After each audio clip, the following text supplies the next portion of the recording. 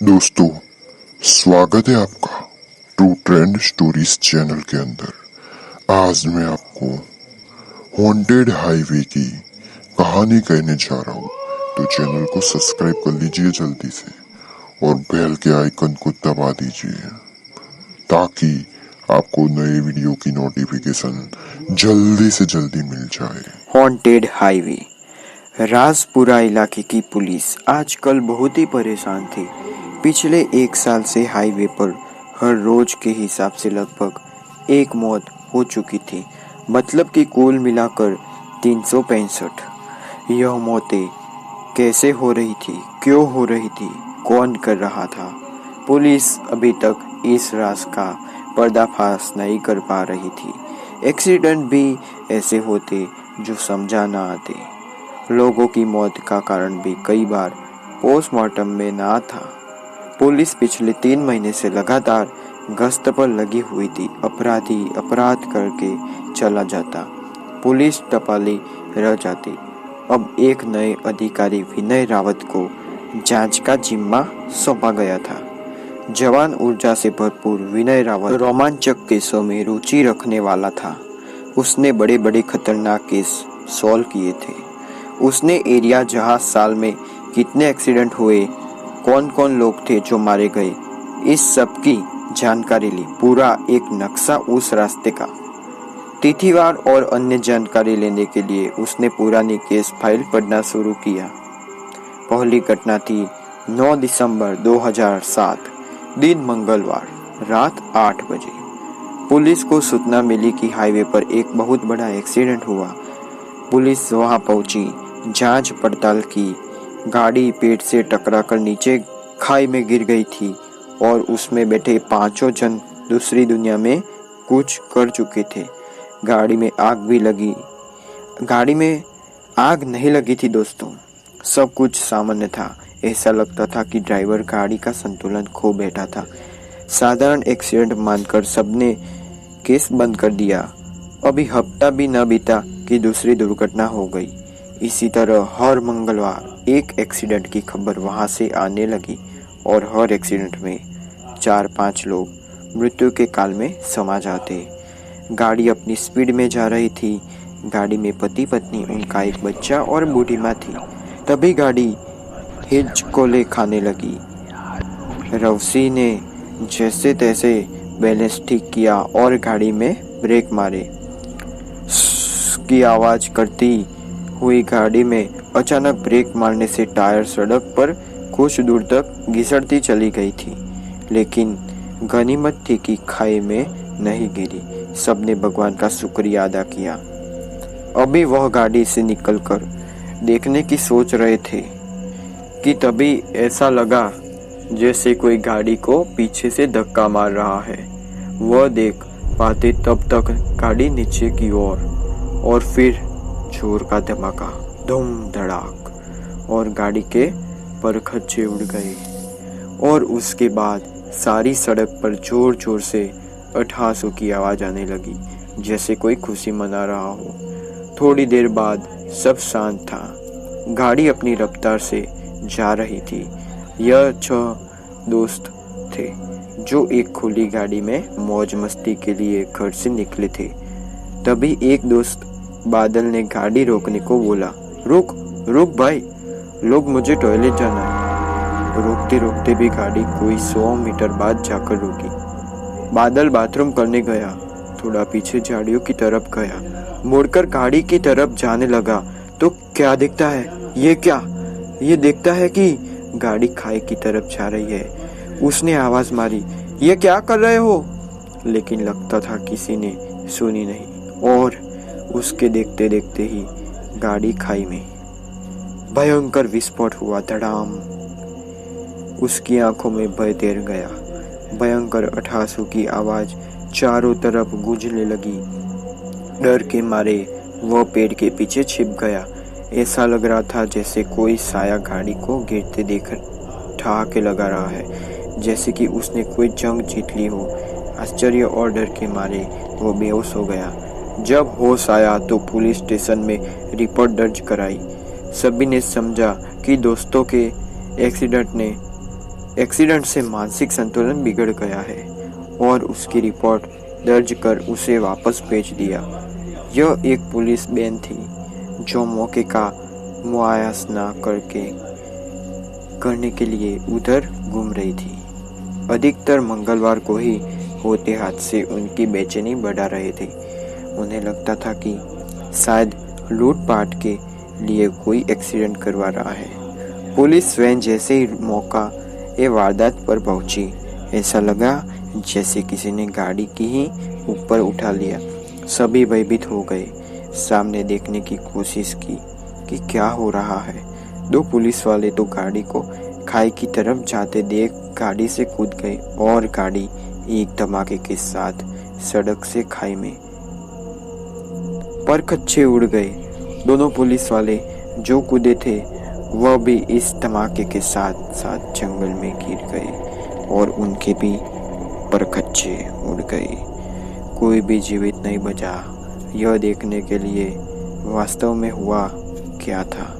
और फिर से एक बार भयंकर आवाज गूंजने लगी।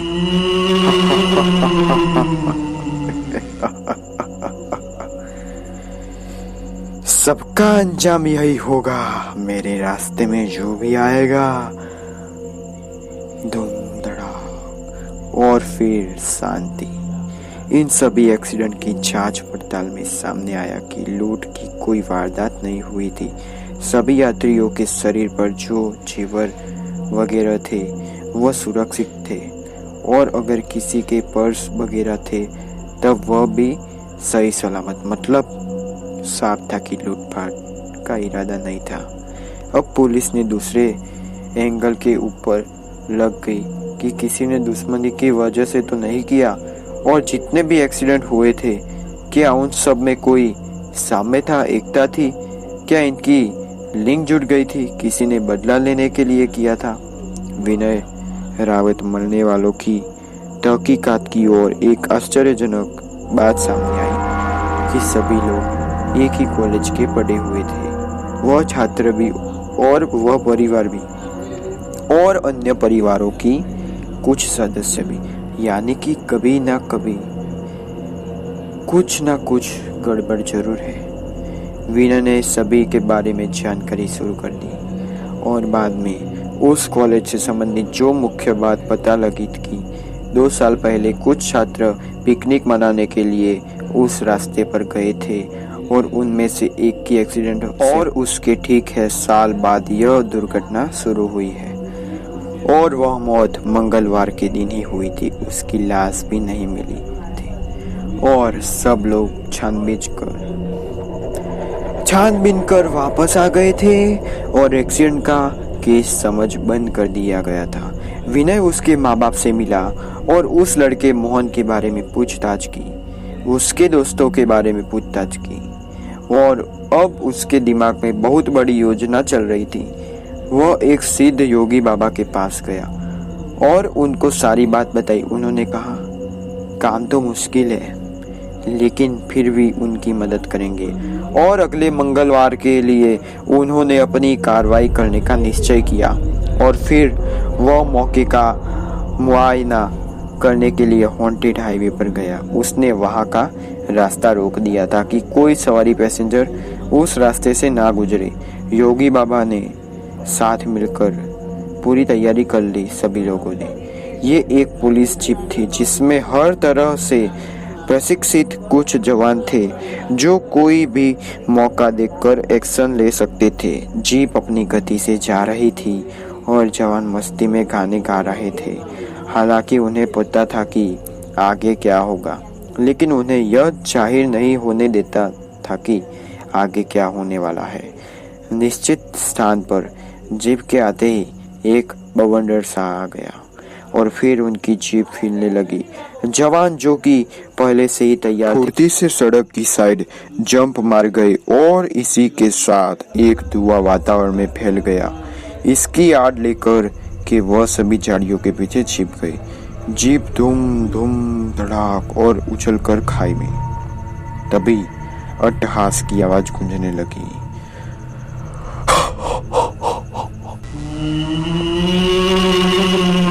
कोई नहीं बचेगा, सभी मारे जाएंगे, कोई जीवित नहीं बचेगा।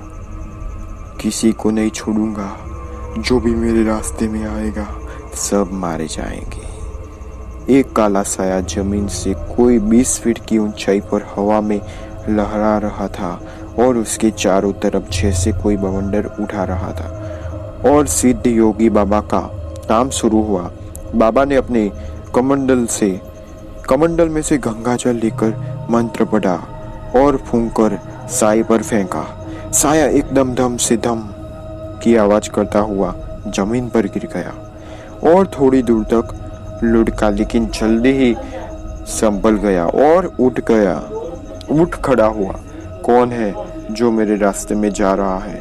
कौन है? सामने आओ। कौन है मेरे रास्ते में आ रहा है? मैं किसी को नहीं छोड़ूंगा। उसकी आवाज भयंकर हो गई।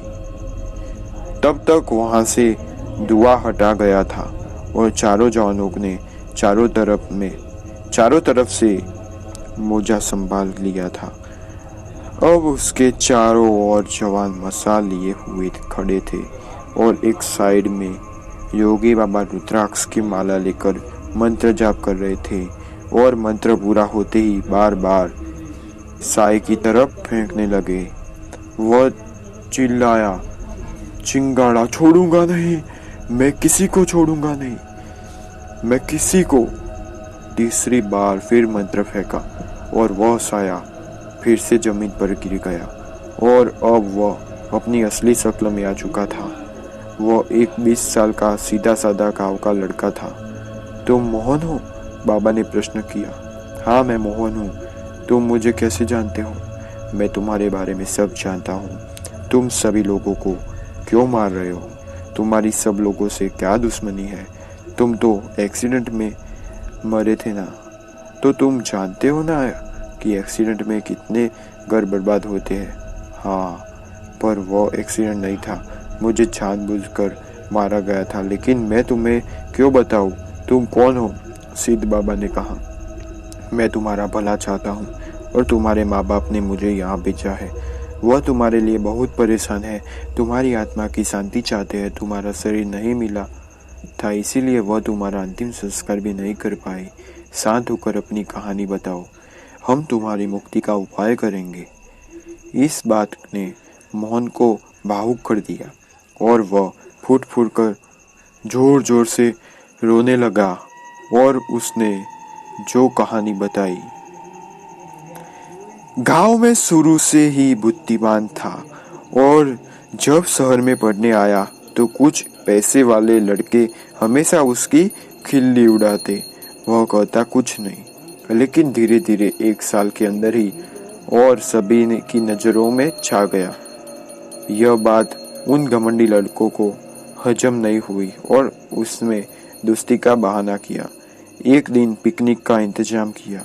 वो मुझे भी साथ पिकनिक मनाने के लिए ले गए और फिर उन्होंने मिलकर मेरे कुछ खिलाया और इस स्थान पर गाड़ी रोक के उसके बाद सभी मेरे को मारने लगे। तूने हमारी बड़ी बेइज्जती की है और उसका बदला लेंगे। मैंने बहुत कोशिश की समझाने की, छूटने की, पर मैं सफल नहीं हुआ और फिर उन्होंने मुझे मरा हुआ जानकर यही गड्ढा खोदकर गाड़ कर दबा दिया और उसके बाद गाड़ी को पेड़ से टकरा दिया और खबर फैला दी कि एक्सीडेंट में मैं खाई में गिर गया था। तब से मेरी आत्मा भटक रही है। लेकिन उस दिन के बाद से वह यहाँ से उनमें से सिर्फ 4 छात्र गुजरे थे। एक अभी भी बाकी है। बाबा ने कहा, उसके लिए तुमने बहुत से निर्दोषों को भी मारा है और उनका घर बर्बाद कर दिया। तुम्हें अपनी आत्मा की शांति चाहिए, वह बदला लेकर नहीं मिलेगी। तुम्हारे माँ बाप बहुत दुखी है।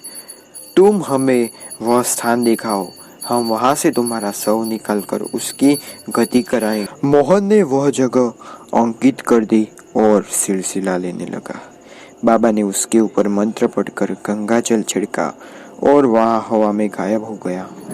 उसके बाद टीम ने मिलकर वहाँ खुदाई की। वहाँ से एक कंकाल निकला जो उसके माँ बाप को सौंप दिया गया, जिसकी उन्होंने हरिद्वार जाकर संस्कार किया और मोहन की आत्मा के लिए प्रार्थना की। तो दोस्तों, आपको ये कहानी कैसी लगी प्लीज़ कमेंट कर कर बताइए। और गाइस, मैंने नया माइक लिया है, आपको साउंड क्वालिटी कैसी लग रही है कमेंट कर कर बताना। और प्लीज़ चैनल को सब्सक्राइब कर लो गाइस, क्योंकि मैं बहुत हार्ड वर्क कर रहा हूँ। Hello, please share this video. अगले वीडियो में मिलते हैं। थैंक यू गाइस, धन्यवाद।